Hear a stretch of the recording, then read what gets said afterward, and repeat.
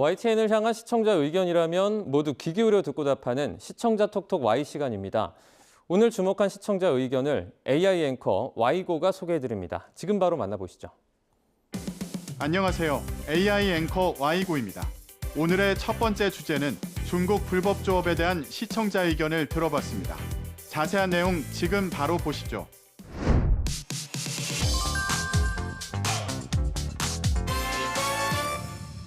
해경이 제주 바다에서 불법 조업하던 무허가 중국 어선을 납부했습니다. 제주 바다에서 불법으로 조업을 하던 중국 어선이 발견돼 우리 해경이 이를 붙잡았다는 소식을 전한 리포트가 있었습니다. 김종호 기자가 보도합니다. 우리 해경 단정이 빠른 속도로 중국 어선을 쫓습니다.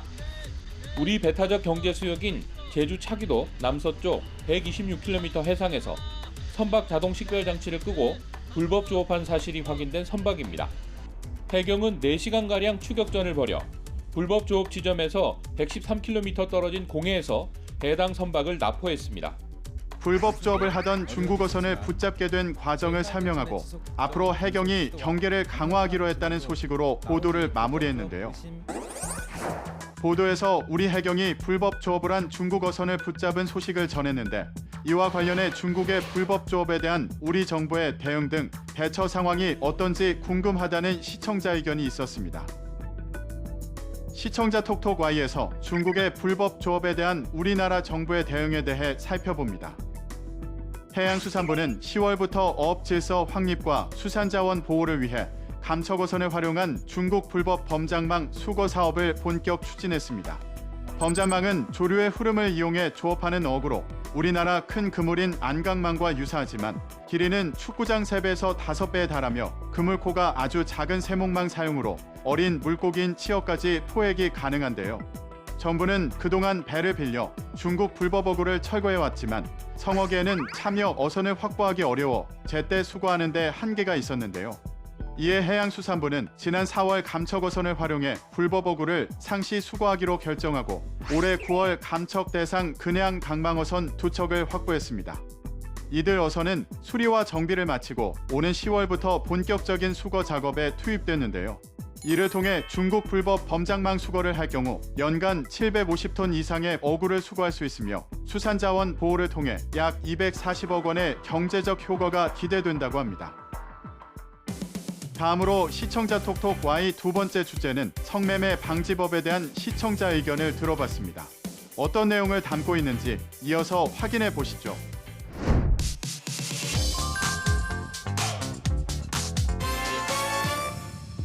무려 11년 동안 같은 자리에서 성매매를 알선해온 업소가 경찰에 적발돼 철거됐습니다. 경찰의 6차례 단속에도 불구하고 10년 이상 불법 성매매를 알선한 업소가 적발됐다는 소식을 전한 보도가 있었습니다. 경찰이 서울 광진구 일대에서 불법 성매매 업소 4곳을 적발했습니다. 한 곳은 최소 6차례나 경찰에 단속됐지만 상호도 바꾸지 않은 채 배짱 영업을 해왔습니다. 단속 때마다 업주만 바꾼 채 영업을 계속한 건데 그 기간만 무려 11년에 달합니다. 미용 재료 도소매업이나 보드카페업으로 사업자를 허위 등록하기도 했습니다. 적발된 업소가 긴 기간 동안 어떤 방식으로 불법 성매매 업소를 영업했는지 알리고 이러한 경우가 빈번하다는 점을 짚었는데요. 서울에서 여러 차례 단속되고도 11년간 영업해온 성매매 업소를 적발했다는 내용의 보도였는데 관련해 성매매 방지법 등 처벌 강도나 수사와 처벌의 어려움 등을 함께 살펴보면 좋았겠다는 시청자 의견이 있었습니다. 시청자 톡톡 Y에서 보도 내용과 이어지는 불법 성매매 업소의 처벌과 수사가 어려운 이유를 알아봤습니다. 성매매 알선 등 행위의 처벌에 관한 법률을 보면 영업으로 성매매 알선을 한 경우 최대 징역 7년과 7천만 원의 벌금형에 처할 수 있습니다. 하지만 현실은 다른데요. 다시함께 센터가 모니터링한 성매매 업소 93건의 형사처분 기록을 보면 징역형이 선고된 거는 20.4%에 그쳤고 벌금형만 나온 거는 79.6%였습니다. 특히 성매매로 얻은 범죄 수익에 대한 추진, 몰수까지 이어진 사례는 5.4%에 불과합니다. 성매매 업소에 대한 수사가 미흡한 데는 현실적 어려움도 존재하는데요. 성매매 업소는 경찰이 단속을 나가더라도 현장 증거를 명백하게 찾아야 유죄로 인정됩니다. 성매매가 의심된다고 해도 직접 증거를 찾지 못하면 기소가 쉽지 않은데요. 게다가 성매매 업소들이 단속을 피하는 방법을 학습해 교묘하게 적발을 피하기도 합니다. 성매매 알선 사이트에 대한 사후적 조처가 느리게 이루어지는 점도 성매매 업소가 여전히 성업할 수밖에 없는 원인 중 하나로 꼽히는데요. 방송통신심의위원회 자료를 보면 방심위는 성매매 알선 사이트를 모니터링해 사용자의 이용을 해제하거나 접속 차단 등의 조처를 하는데요. 검열 논란이 불거질 수 있게 방심위의 접속 차단 등의 조처는 범죄가 발생한 뒤 이뤄질 수밖에 없는 한계를 지닌다고 합니다. 마지막으로 오늘 시청자 톡톡 Y 세 번째 주제는 목소리 저작물에 대한 시청자 의견을 들어봤습니다. 이어지는 내용도 지금 바로 만나보시죠.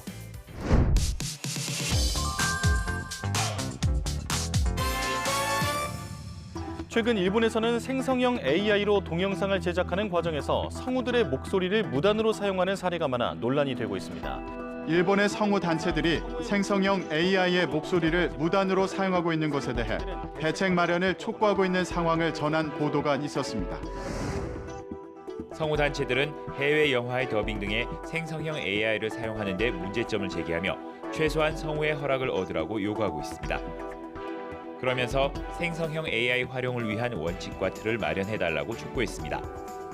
適正にAI を使って我々の声が使われるような仕組み作りというものを作っていきたいと。 현재 목소리는 일본 현행법상 저작물로 인정받지 못하고 있습니다. 현재 일본에서는 목소리가 저작물로 인정받지 못하고 있는 상황을 전하며 다양한 인터뷰를 통해 일본 성우들의 입장을 전했는데요.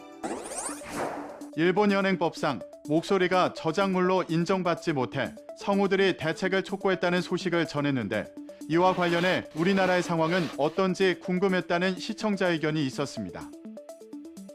관련 내용을 보충하기 위해 시청자 톡톡Y에서 우리나라의 저작권법을 살펴봅니다. 우리나라 저작권법에 따르면 인간이 만들어 창작성을 인정받을 수 있는 저작물이 보호 대상입니다. 다시 말해 동물이나 AI가 만들어낸 산출물은 저작권법에 의해 보호되지 않는데요. 이는 미국과 유럽, 일본 등 주요 선진국도 마찬가지입니다. AI 학습을 통한 미술이나 음악 작품이 나오고 있지만 그 산출물은 저작권법에 의해 보호받지 못하고 있는데요. 최근 늘고 있는 유명 가수의 목소리 데이터를 학습해 그대로 모방해 만든 AI 커버곡이 인기를 끌면서 관련 법령이 미비하다는 지적이 나옵니다. AI 학습에 목소리가 쓰인 유명인이 저작인적권 등 저작권을 보장받을 수 없기 때문인데요. 현행법에 의하면 AI 커버곡 등을 만들면서 목소리 주인의 허락을 받지 않은 경우 저작권이나 인격권 침해가 되고 목소리 주인이나 작곡가가 소송을 걸 수도 있습니다. 관련해 문화체육관광부는 지난해부터 AI 시대 저작권 쟁점에 대응하고 구체적인 정책 대안을 마련하기 위해 인공지능 저작권 제도 개선 워킹그룹을 운영하고 있는데요. 지난해에는 생성형 인공지능 저작권 안내서를 발간하기도 했습니다. YTN 방송의 부족한 부분을 채우는 시청자 톡톡 Y 시간. 다음 주도 다양한 시청자 의견과 함께 돌아오겠습니다.